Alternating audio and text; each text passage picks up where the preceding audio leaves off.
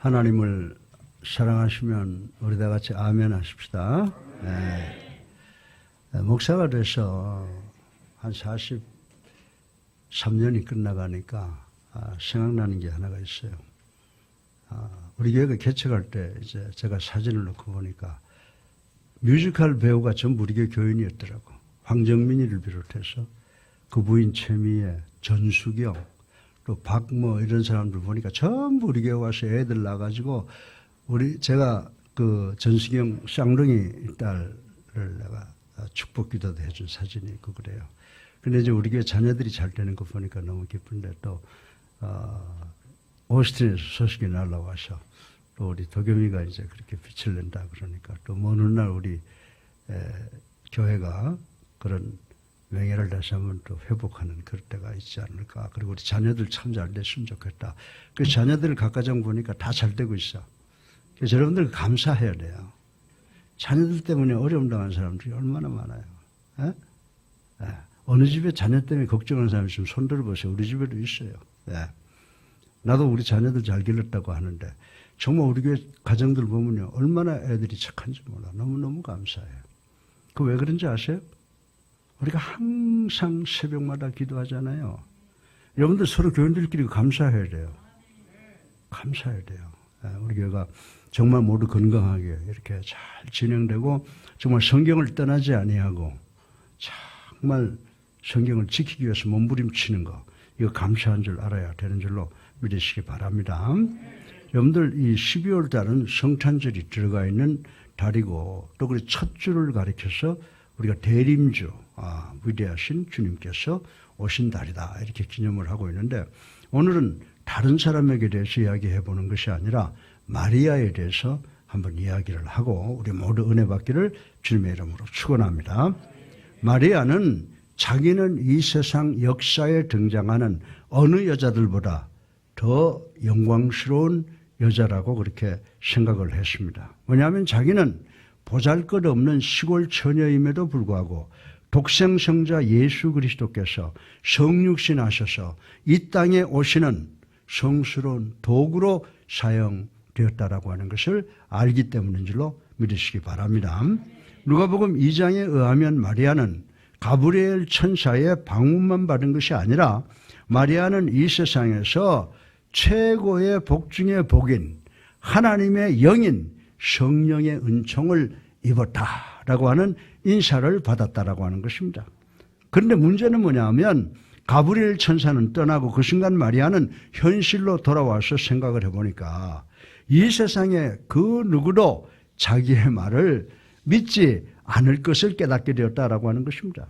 더 나아가서 자기에게 일어난 기적적 초자연적 이 잉태는 자기가 비난을 당하게 되고 더 나아가서는 유대법에 의해서 돌 팔매를 맞고 죽어야 되는 정죄를 받게 될 것을 알았다고 하는 것입니다. 만약 오늘 이 자리에 앉아있는 여러분과 제가 이런 시련을 당할 때 우리가 할 수 있는 것이 무엇입니까? 아무것도 없습니다. 단순히 하나님께서 약속하신 그 약속을 기다릴 수밖에 없었을 것이다 라고 저는 생각을 합니다. 우리의 형편은 마리아의 형편처럼 극단적인 것은 아닐는지 모르지만 그러나 우리는 마리아가 보여준 모범, 즉 경건한 인내, 마리아의 태도를 통해서 삶의 자세를 통해서 배울 것이 참 많이 있다라고 하는 것을 생각할 수가 있습니다. 마태복음 1장 19절에 보면요. 요셉은 자기의 약혼자 마리아가 부정하게 임신했다는 사실 때문에 분노한 사람들 앞에서 수치를 당할까 봐 더 나아가서는 돌팔매를 맞고 죽게 될까 봐 두려워서 은밀하게 파혼을 하려고 마음을 먹었다라고 하는 말씀을 우리는 읽어볼 수가 있는 것입니다. 그러나 성경에는 마리아와 요셉의 구체적 대화가 기록되어 있지 않습니다. 그래서 저는 요셉과 마리아의 대화를 추측하거나 상상할 수밖에 없습니다. 마리아가 요셉에게 뭐라고 말했을 것 같아요? 여보, 어젯밤 꿈에 가브리엘 천사가 와서 말하기를 나는 하나님의 선택을 받았대? 그리고 아기를 가졌는데 그 아기가 메시아래 라고 했습니다. 하나님께서 우리 둘을 통하여 역사하시는 것이 기가 막히지 않습니까? 라고 이야기했을 것이라고 추측을 할 수가 있다고 하는 것입니다. 그런데 요셉은 뭐라고 반응했을 것 같아요? 요셉은 마리아에게 마리아여 그 우리라는 말 좀 빼시오. 그게 무슨 의미요? 당신 애비가 없이도 아기가 태어날 수 있다고 한 말을 내가 믿을 것을 기대하는 것이요? 내가 언제 당신의 손목 한번 잡아본 적이 있습니까? 라고 격양도해서 질문했을 것이라고 저는 생각을 합니다. 그리고 마리아여 나도 당신을 믿고 싶소. 그러나 만약에 당신이 아기를 가졌다고 하면 그것은 정말 당신에게 실망했소 라고 소리 지르고 방을 뛰쳐나갔을 것이라고 생각을 합니다. 그리고 마리아는 요셉의 뒷모습을 바라보면서 하염없이 눈물을 흘리고 있었을 것이다 라고 제가 예측을 해봅니다. 사랑하는 성도 여러분, 마리아는 한순간은 천사의 출현으로 영적 체험의 클라이막스, 절정을 경험함으로 흥분해 있었습니다. 그러나 순간적으로 자기가 가장 믿고 사랑하는 사람으로부터 순결까지 의심받는 절망의 나락으로 떨어지는 무서움을 체험하게 되었다라고 하는 것입니다. 요셉은 마리아의 말을 믿지 않았습니다. 아마 마리아의 부모가 있다고 해도 부모도 믿기가 어려웠을 것이라고 저는 생각합니다. 더 나아가서 나사렛의 모든 친구들도 마리아의 말을 믿어주지 않았을 것이라고 확신을 갖습니다. 이 세상 천지에 마리아라고 하는 어린 처녀 혼자만이 외롭게 버려져 있는 모습을 우리는 그려볼 수가 있다라고 하는 것입니다.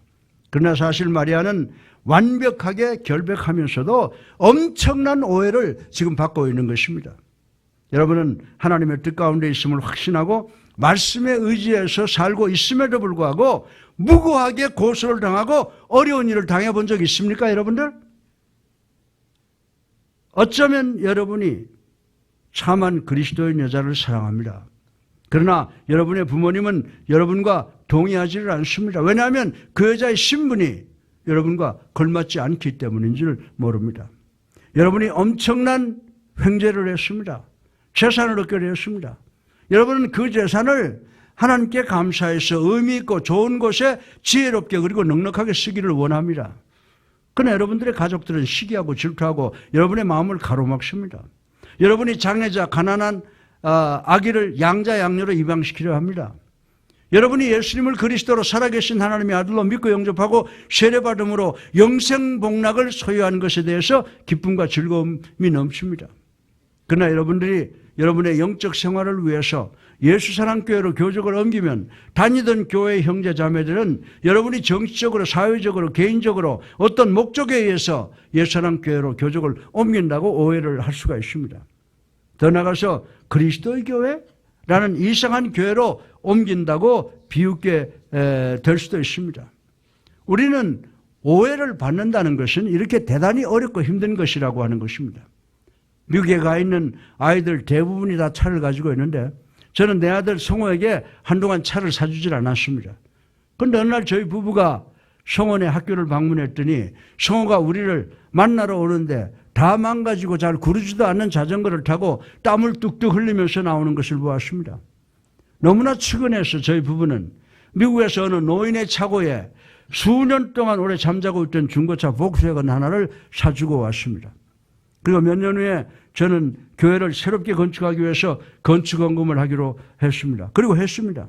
그런데 어느 날 무명의 편지가 저한테 날라 들어왔습니다. 그 내용은 목사님의 아들이 미국에서 큰 빌딩을 갖고 있는데 그것을 팔아서 하면 되지 헌금은 무슨 헌금입니까? 라고 하는 편지를 받았습니다. 이 편지의 내용은 진실이 아니었으므로 제 마음에 뜨거운 혈기가 끓어오는 것을 느꼈습니다.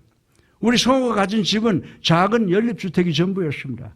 그 당시 가격으로 하나로 4천만 원 정도이고 그것을 두 부부가 열심히 벌어서 30년 연부로 갚아야 되는 그런 실정이었습니다.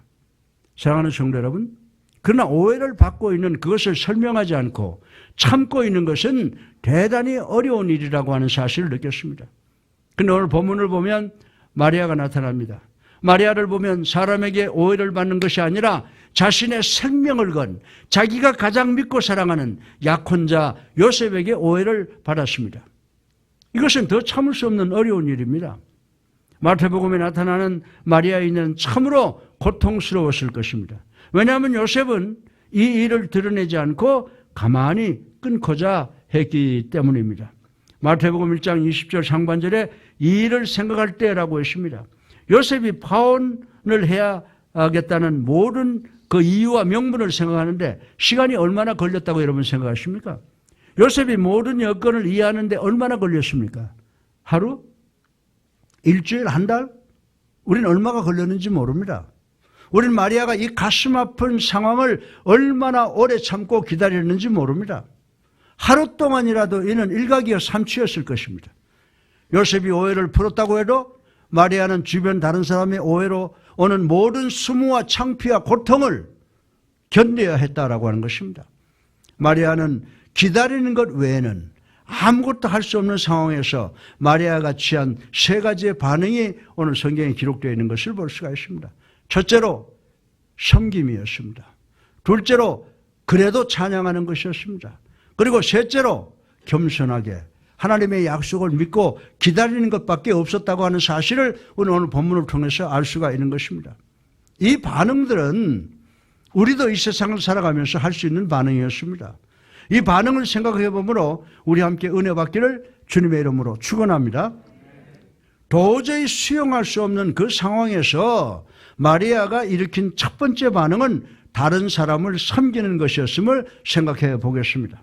우리 다 같이 누가복음 1장 39절부터 42절을 읽어보겠습니다. 시작. 이때에 마리아가 일어나 빨리 산골로 가서 유대 한 동네에 이르러 사가랴 집에 들어가 엘리사벳에게 문안하니 엘리사벳이 마리아가 문안함을 들으매 아이가 복중에서 뛰노는지라 엘리사벳이 성령의 충만함을 받아 큰 소리로 부르 이르되 여자 중에 내가 복이 있으며 내 태중의 아이도 복이 있도다. 아멘.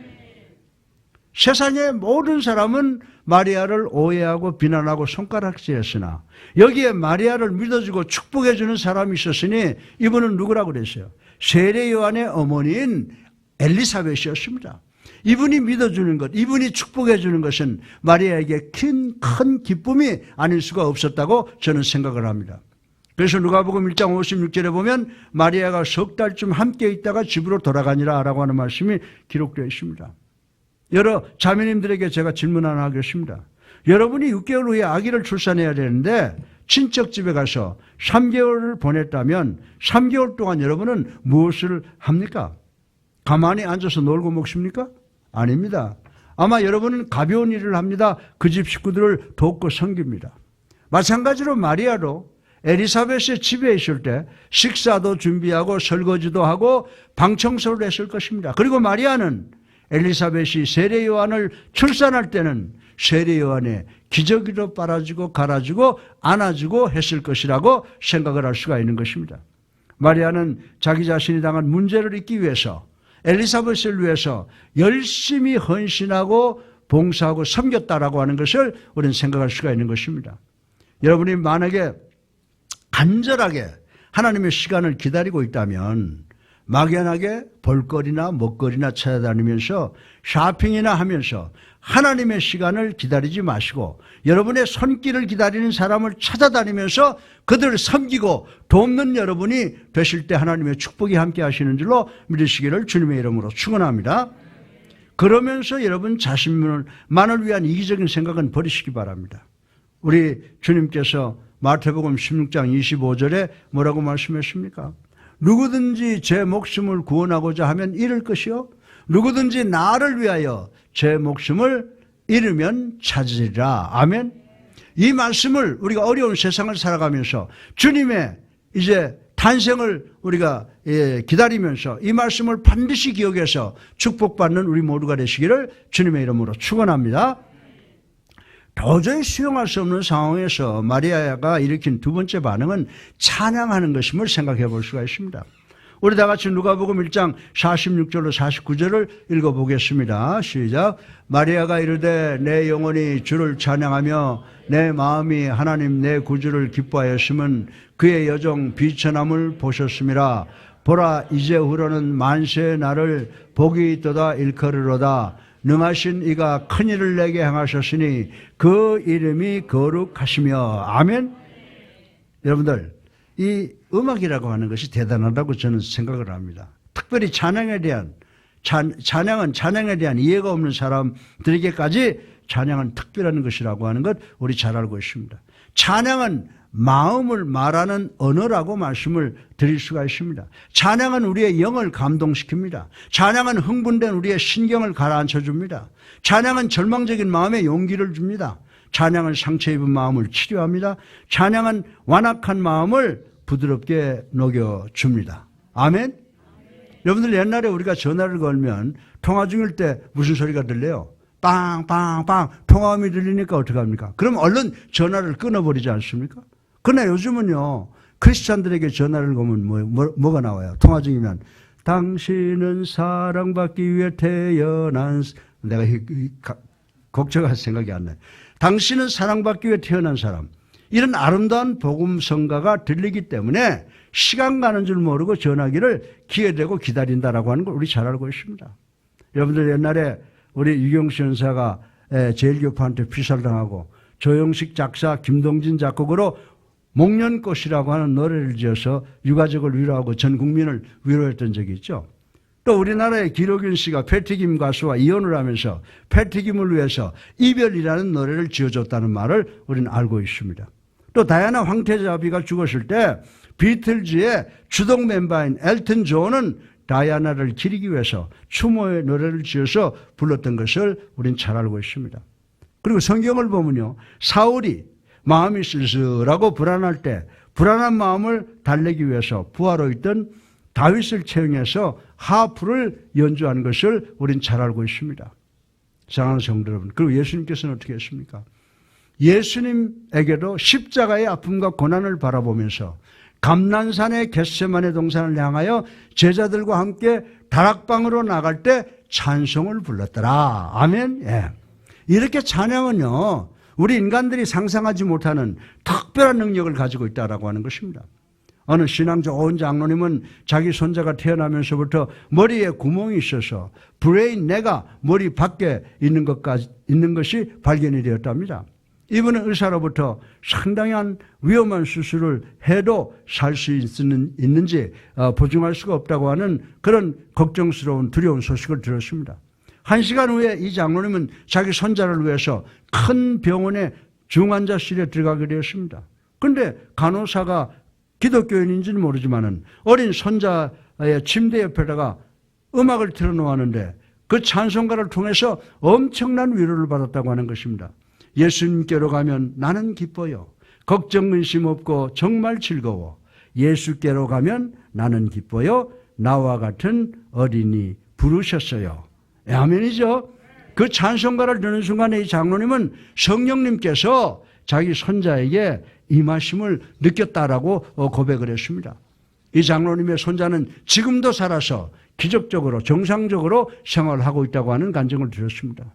18세기에 윌리엄 칸글이라고 하는 분은 음악에 대한 찬사를 이렇게 표현을 했습니다. 찬송은 살인적인 원시인의 영혼까지도 안정시키는 능력을 가지고 있다라고 말을 했습니다. 사랑하는 성도 여러분, 마리아는 아무것도 할 수 없는 순간에 기다렸고 어떻게 했어요? 하나님을 찬양했다라고 하는 사실을 우리는 반드시 기억을 해야 되는 줄로 믿으시기 바랍니다.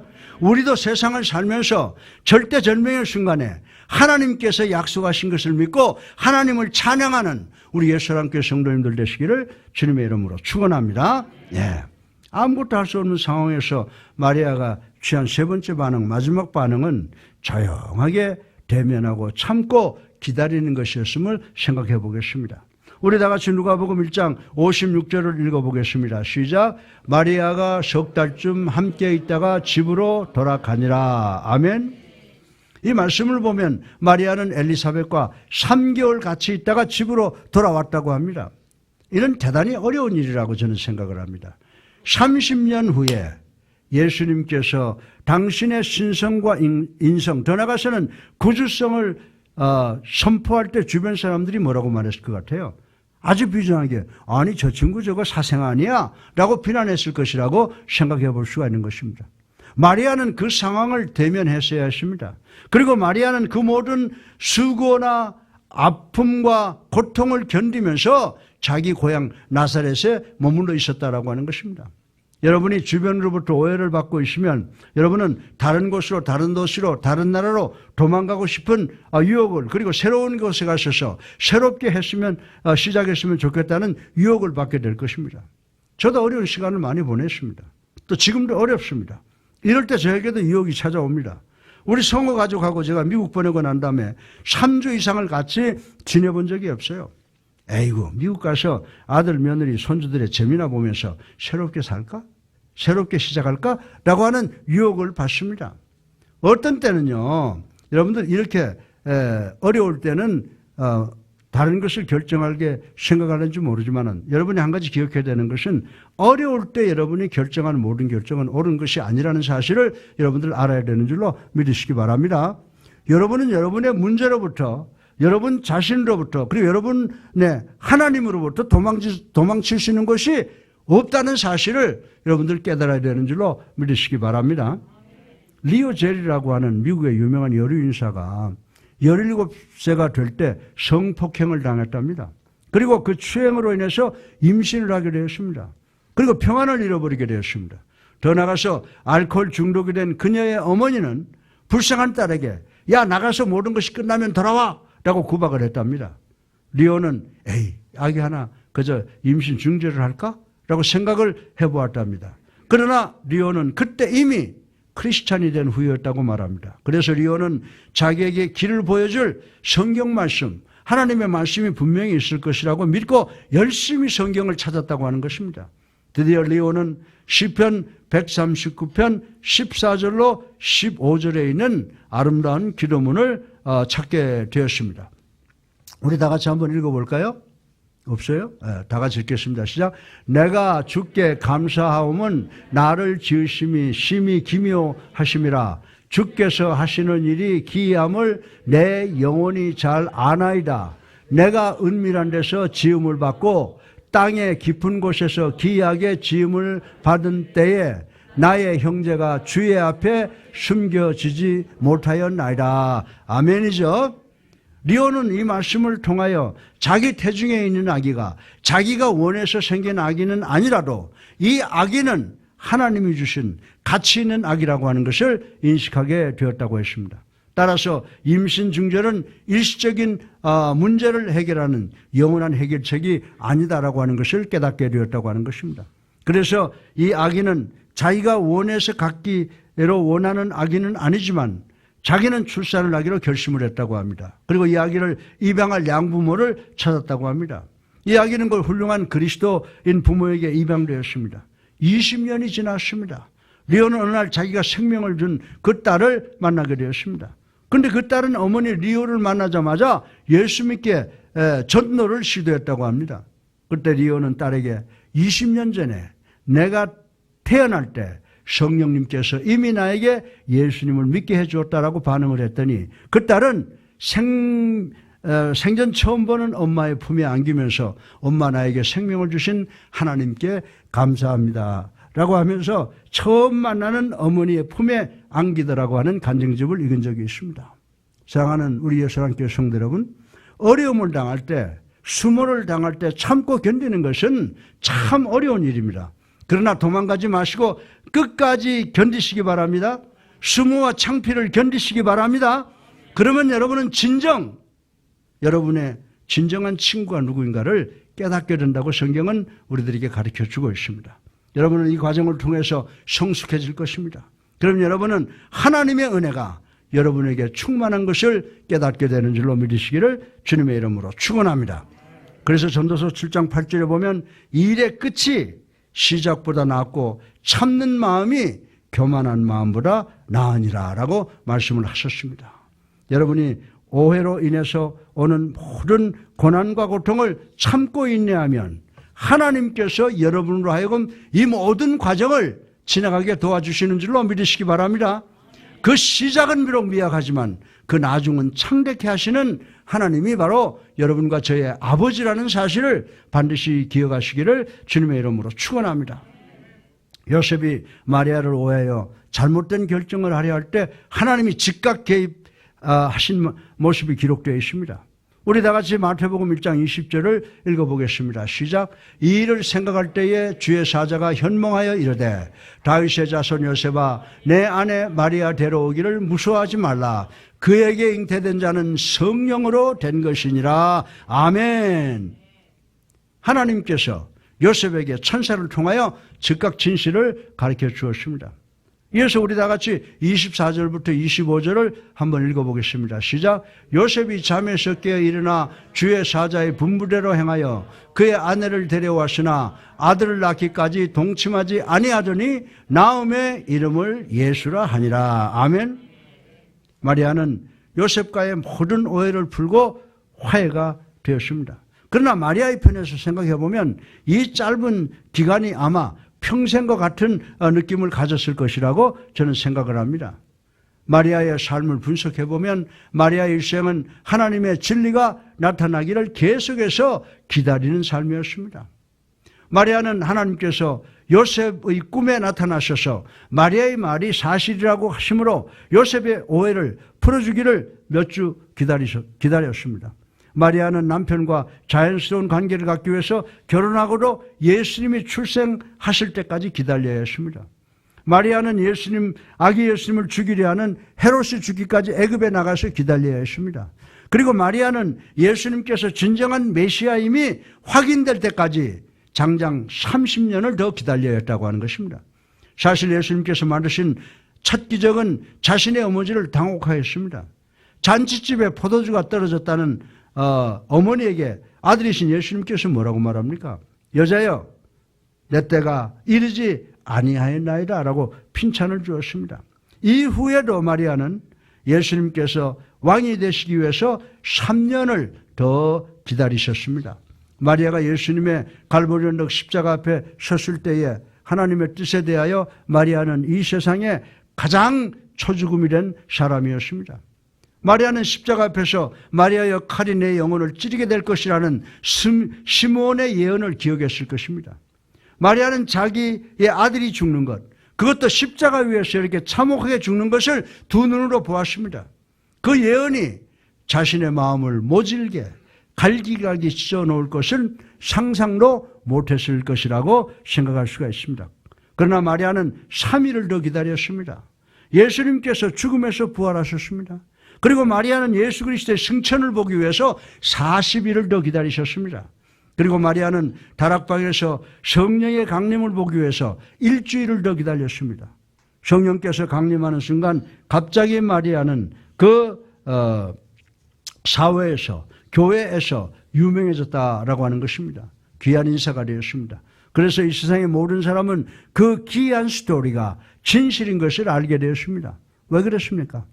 마리아는 하나님께서 나타나셔서 자신의 누명을 벗기고 진리를 선언할 때까지 참고 인내하고 기다렸기 때문인 줄로 믿으시길 바랍니다. 따라서 마리아에게 복이 있도다라는 엘리사벳의 예언은 진실이었음이 33년 만에 입증되었다라고 하는 것을 우리는 알아야 되는 줄로 믿으시기 바랍니다. 할렐루야. 네. 그래서 어거스틴은 주님께 이렇게 말했습니다. 주님, 당신은 배의 선장처럼 나를 인도하시고 있음을 나는 이해합니다. 그러나 당신이 나를 인도한 그 코스를 나는 전혀 이해하지를 못합니다 라고 고백했다고 하는 것입니다. 마리아는 뭐라고 그랬을 것 같아요? 나는 당신의 종입니다. 당신은 내 삶의 선장이십니다 라고 순종했습니다. 그러나 하나님께서 인도하신 마리아의 길은 마리아가 상상하는 것보다 훨씬 더 힘들고 어려웠다고 하는 것을 명심하시고 우리도 세상 살아가면서 어려운 길을 만날 때마다 마리아를 생각하시고 하나님을 믿는 우리 모두가 되시기를 주님의 이름으로 축원합니다. 결론입니다. 만약에 저와 여러분을 포함한 우리들이 시련과 환난과 고난을 당하면 가장 현명한 코스는 하나님께서 개입하실 때까지 기다리시는 것인 줄로 믿으시기 바랍니다. 어떤 때 여러분의 자녀들과 배우자가 여러분의 소울국을 긁을 때가 있습니다. 사람들이 여러분을 오해할 때가 있습니다. 여러분이 개인적인 스트레스가 있을 때가 있습니다. 어쩌면 사랑하는 사람이 세상을 먼저 떠날 때가 있습니다. 이럴 때 여러분이 할 것은 아무것도 없습니다. 단지 하나님께서 여러분에게 주신 약속을 기다리는 것밖에 없는 줄로 믿으시기 바랍니다. 여러분은 순간적으로 모든 것을 바로잡기를 원하십니까? 그럴 수가 없습니다. 그러나 하나님의 약속은 신실하신 줄로 믿으시기 바랍니다. 여러분 단지 하나님의 약속을 믿고 의지할 수밖에 없습니다. 언젠가 하나님께서 여러분의 삶에 개입하실 것입니다. 언젠가 하나님의 진리가 여러분에게 나타나 모든 것을 입증하실 때가 있는 줄로 믿으시기 바랍니다. 우리 다 같이 시편 37편 34절을 읽어보겠습니다. 시작. 여호와를 바라고 그의 도를 지키라. 그리하면 내가 땅을 차지하게 하실 것이라. 악인이 끊어질 때에 내가 똑똑히 버리로다. 아멘. 할렐루야. 이럴 땐 하나님께 영광의 박수가 나와야 되나? 영광의 박수가. 예. 하나님을 기다려라. 이는 대단히 어려운 숙제입니다. 그러나 하나님의 약속이 진리라는 사실을 보기 위해서는 우리가 하나님의 약속을 믿어야 되는 줄로 믿으시기 바랍니다. 어쩌면 여러분이 3개월, 3년, 30년, 어쩌면 영원한 시간까지 기다리셔야 되는지 모르겠습니다. 그러나 주님이 오실 때까지 기다리시기를 주님의 이름으로 축원합니다. 어느 토요일 오후에 루이빌 사우스이스트 그리스도의 교회 밥 러슬 목사님께 전화 한 통화가 걸려왔습니다. 그 전화는 루이빌 의과대학 병원의 원목인 조앤 스미스 목사님이셨습니다. 전화의 내용은 목사님, 저는 목사님을 뵌 적이 없습니다. 그러나 저는 목사님의 교회에 대해서 잘 알고 있습니다. 어제 오후에 저는 두 젊은이가 강도에게 살해당하여 병원에 수송되었다는 소식을 듣고 사체실로 내려왔습니다. 그때 목사님 교회 부목사님인 라스 브라더 휴리어스 목사님이 강도에게 살해당한 시신 확인차 왔습니다. 그가 시체실에 들어와서 자기 두 아들인 것을 확인한 후에 그는 자기 두 아들의 시신을 껴안았습니다. 그런데 저는 그 목사님의 첫마디를 잊을 수가 없었습니다. 그 휴리어스 목사님은 주님, 당신이 내 아들을 구원해 주신 것을 감사합니다. 내 아들이 당신의 은혜로 구원받은 것 감사합니다. 내 아들이 당신과 함께 있게 된 것을 감사합니다. 내 아들이 이제 영원한 평안과 안식을 얻게 된 것을 감사합니다. 라고 기도하는 것을 들었습니다. 라고 울었다는 것입니다. 그리고 이 원목은요, 목사님 나는 병원 목사로서 평생을 근무했습니다. 이런 상황을 만나게 되면 대부분의 부모님들이 들어와서 제일 먼저 하는 것은 물건을 내던지고 머리를 벽에 박습니다. 그리고 하나님이 계시기는 어디 계십니까? 라고 하나님을 원망하고 거부하는 것이었습니다. 그러나 나는 이러한 시련과 환난 속에서 이런 믿음을 실천하는 사람을 본 적이 없습니다. 이분은 대단히 특별하신 하나님의 종인데 목사님 교회가 이런 분들을 만들어내는 줄 믿습니다. 감사합니다라고 교회를 칭찬하더라는 것입니다. 사랑하는 성도 여러분, 그러나 여러분도 참고 인내하기 어려운 일을 당할 때가 있을 것으로 믿으시기 바랍니다. 믿으시기 바랍니다. 여러분이 삶 속에도 여러분이 할 수 있는 것은 아무것도 없는 경우가 많이 있습니다. 방향을 바꿀 공간이 없습니다. 앞으로도 뒤로도 좌우로 나갈 길이 없습니다. 이때 우리 모두는 위에 계신 하나님을 바라보아야 되는 줄로 믿으시기 바랍니다. 만약 그런다면 여러분도 하나님을 만나며 하나님의 음성을 듣게 될 줄로 믿으시기 바랍니다. 다윗은 하나님의 권능을 기다렸습니다. 다윗은 자신의 생명의 힘 그리고 자신의 능력의 힘이 어디로부터 나오는지 알았습니다. 다윗은 여호와는 나의 목자시요 내게 부족함이 없으리로다라고 찬양했습니다. 우리 다 같이 이사야서 40장 31절을 읽어보겠습니다. 시작. 오직 여호와를 앙망하는 자는 새 힘을 얻으리니 독수리가 날개치며 올라감과 될 것이요 다른 박질하여도 곤비치 아니하겠고 걸어가도 피곤치 아니하리로다. 할렐루야. 아멘. 네. 어쩌면 현재 여러분의 삶의 노정을 피곤하게 걸어가고 있는지 모르겠습니다. 그러나 절대로 포기하거나 기권하지 말고 마리아처럼 하나님을 앙망하시기 바랍니다. 앙망하시기 바랍니다. 그리고 인내하시기 바랍니다. 하나님의 도우심으로 마지막에는 여러분과 나를 포함한 우리 모두가 독수리의 날개침같이 천국을 향해서 올라가게 되는 줄로 믿으시기를 주님의 이름으로 축원합니다.